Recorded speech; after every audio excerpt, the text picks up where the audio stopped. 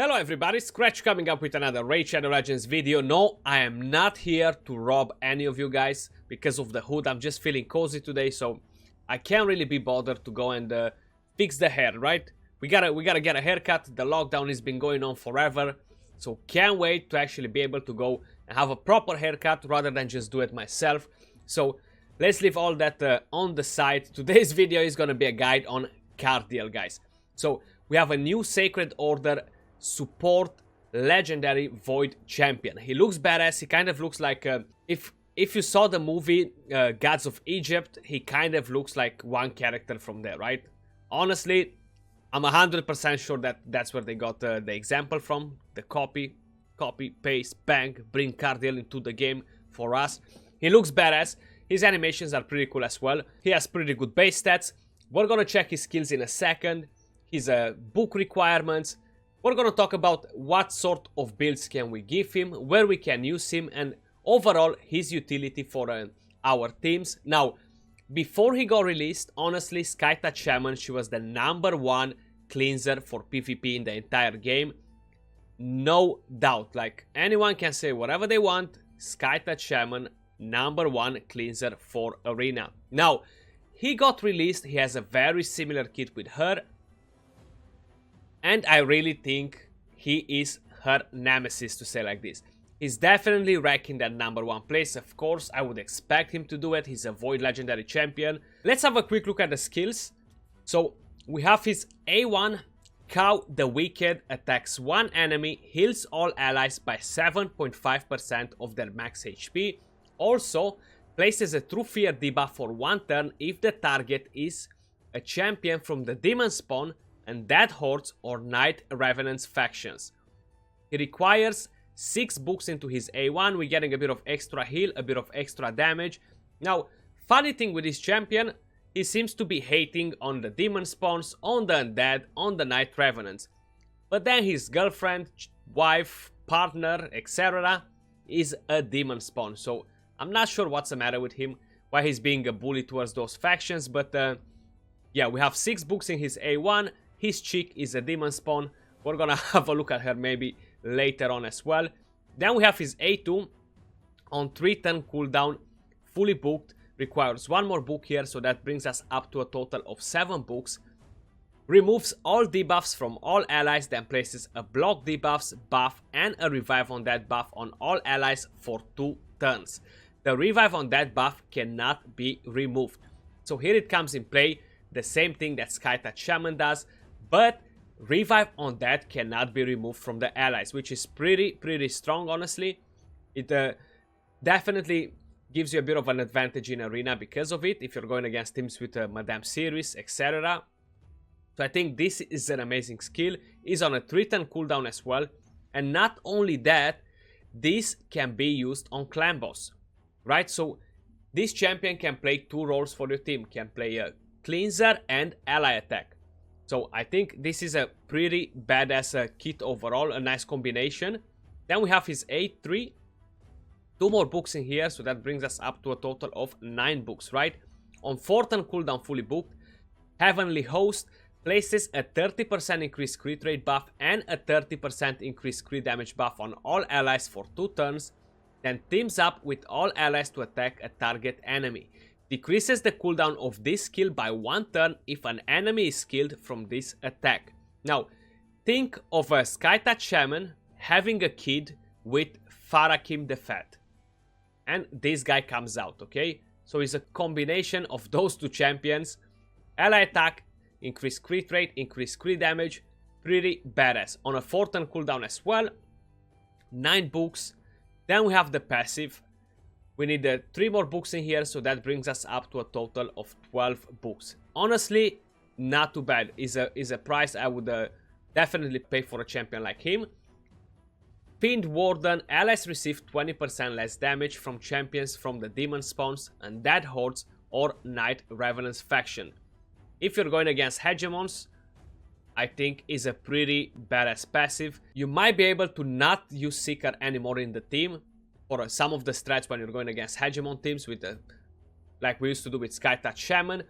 and you might be able to go just with this champion, and the damage reduction might be enough as long as you have another champion with the shield set. But the passive looks pretty good. Then we have whenever an ally attacks, has a 30% chance fully booked to team up with them and join their attack. This champion will attack with their default skill, always joins Sisia Flame Tank's attack if they are on the same team. Can only join an ally's attack once per turn. Cardiel will not team up on the ally attacks when they counter attack or when team up to attack with another champion. So those are the skills so far. His aura increases ally speed in all battles by 19%. Great aura for all the battles, arena, clan boss, dungeons, etc. Wherever you want to use him, Doom Tower, faction wars, he is just amazing overall. But here we go to that but. There is a problem with him, guys. His AI sucks. Like with every single champion Plarium releases recently, the AI is completely trash. And I would explain you why. You don't want this champion to prioritize the same skills like a Longbeard does, for example. Even though he has ally attack, that's on a 4-turn cooldown. This right here is on a 3-turn cooldown. And this not being prioritized in arena is fine. You can manual that. Let's just say it's fine, okay? But then, how I said, his kit looks so interesting. He has so much utility overall. The aura, the ally attack, increased crit damage buff and crit rate, cleans, block debuffs, can work amazing for clan boss. But now because of his stupid AI, he's not gonna be good for clan boss, because this skill will never be on point anymore. So we're not gonna be on point to cleanse all the time after the stun, use the ally attack at some other point, because how this is on a 4-turn cooldown and this is on a 3-turn cooldown, this skill being prioritized is just gonna mess up turn after turn, is gonna mess up the clean. So unfortunately, on Oro, it's not gonna be viable for a clan boss, and I honestly don't like that part. But that being said, we checked the skills, we've seen the book requirements. Let's have a quick look at the base stats. We have 19,650 HP, 1,013 attack, 1,255 defense, 106 speed, 15 crit rate, 50 crit damage, 50 resistance, and we have 0 accuracy. We don't really need accuracy, only for his A1, but honestly, I wouldn't really bother with that too much. Now, of course, if you're talking about PvP, including PvE, the best set, the optimal set for him will be an immunity set. We have him built on an untouchable set, which is pretty much immunity plus 40 resistance. The reason for it, you want to avoid the Tormin's freezes, you want to avoid Hegemons, etc. You want to make sure he's doing the job that he's supposed to do for your team. Now, you do want to prioritize a lot of speed on that immunity to have a nice speed-tuned team. Let's have a quick look at the total stats. We have a 57k HP, almost 58, 2.2k attack, 3.3k defense, 259 speed. I would like to increase the speed more on him. 46 crit rate, 80 crit damage, 561 resistance. Not enough for Platinum Arena. So honestly, I would rather drop more resistance, tank him a bit more, get more speed. 130 accuracy. We have one immortal set, one untouchable set. We have a defense gauntlet, resistance chest piece, speed boots. We have a HP ring, HP amulet, and we have a resistance banner. Masteries, we have a defense and support tree. We have a defiant, improved pari, rejuvenation, resurgent, solidarity. We have harvest despair for his A1, cycle of revenge, retribution, and as tier 6 we have unshakable. We have steadfast, lay of hands, healing savior. We have rapid response, cycle of magic, and we have lasting gifts for his A2, A3. That can be a pretty important mastery for him. So these are the masteries, the build. We talked about optimal things. Let's give it a couple of runs in arena. Honestly, it's not much I can really show you about the champion. That I haven't showed you about a different cleanser, but we're gonna take him in for a spin so you guys can have an idea. I'm gonna show you the AI first, so I'm gonna let this fight go on Oro. And there we go, we have 2 frozen champs, but he's still gonna go on ally attack. Which, okay, let's just say it's fine. For arena, how I said, you can manual, that's not a problem. But if you would have done the other thing, we would have had a revive on that now. And how you guys can see, he's still not prioritizing the cleans, right? He still didn't cleanse. He got his stun, but he didn't do it for some reason. And I'm not sure why. He finally did it now, okay.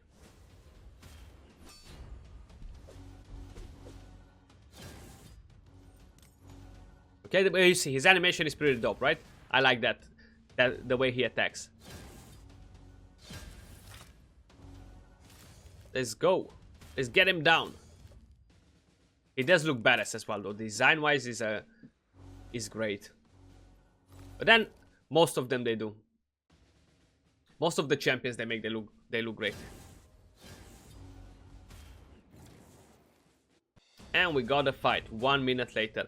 Unfortunately, he's just not prioritizing that, which is fine. How I said, we can manual. Let's go against this team. We're gonna manual and see how it plays out. Okay, so we can bring this. If he was gonna prioritize this, he would have been much better for clan boss as well. That's the only reason I'm not happy with it. It's not hard for me to actually manual this part in arena. I would probably mainly manual it anyway.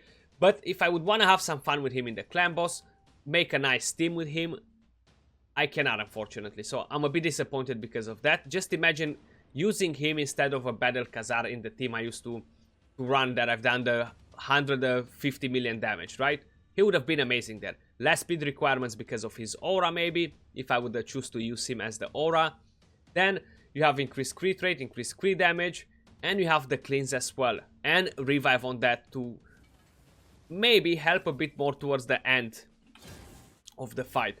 So unfortunately, that's why I'm not happy with him, the AI, but that's something that they can fix in the near future to make him prioritize that. Now let's find a team with a Hegemon or something. I have honestly no idea how fast is this champion here. We could try and go against this. We might get clapped, we might not. Let's see if, how I said, bringing in a champion on shield, which is not risk because he is pretty strong. With him as a aura, the lead, we're getting the 19 extra speed. Seeker, he's on a shield. We do have the defense from him as well. These are the stats on him. So let's see. The only problem is Madame has cycle of revenge here, so she might screw over the whole rotation. Let's see what's gonna happen. Yeah, so Tranda did not go one-shotted. Now, I'm not sure how strong is that Hegemon. Of course, that happened. Cycle of revenge on Madame on a team like this just cannot happen. So I'm gonna honestly have to do something about it. Okay, so that's good. We might be able actually to get in a clutch here. So we got the heal. I cannot heal actually nobody here. So I'm gonna have to use this. We almost kill her, which is good. Okay. Randa, don't kill us. Thank you. Seeker died, is fine. We don't want to revive him. Okay. Ally attack, let's go on Krisk. Clap him down. Thank you. This is fun though. This is actually super good to help out to clear the teams that they have a swift set. If they're gonna revive, you can clear an enemy like that, bring in a bit of more damage. I think he can be an amazing champion for Platinum Arena instead of Skytouch Shaman. Definitely on teams like this, I would love to have one myself. Probably you've noticed this is not my account, it's Silas's account, so I want to say a big shout out to Silasi for letting me jump on his account and do this video for you guys. And have a bit of fun, right? See the AI, see the way the champion behaves. Talk a bit about the champion. I kind of like the champion Skit, honestly.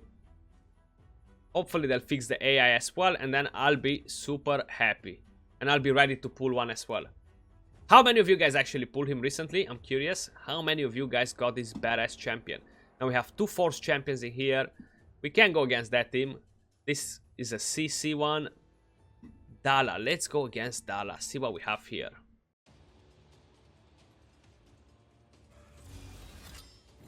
Oh, we have a CC. Okay, we can cleanse that. Puts the turn meter.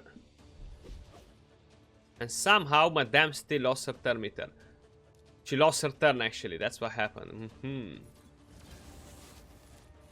Well, Candraphone was not able to one-shot us because of the... His passive. But that works pretty good. That works pretty good.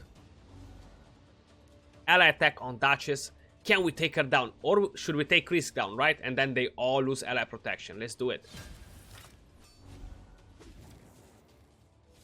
Bang, that seems fun. Okay. And game over. Almost. Revive. Okay, seems like we lost 2 champs, but we got that fear on him. We have 2 champions that can play Sphere, so I have a feeling we should be able to clap that Candraphone. There we go. 12k. He doesn't hit too bad, honestly, but I would definitely not suggest you to give him a damage build.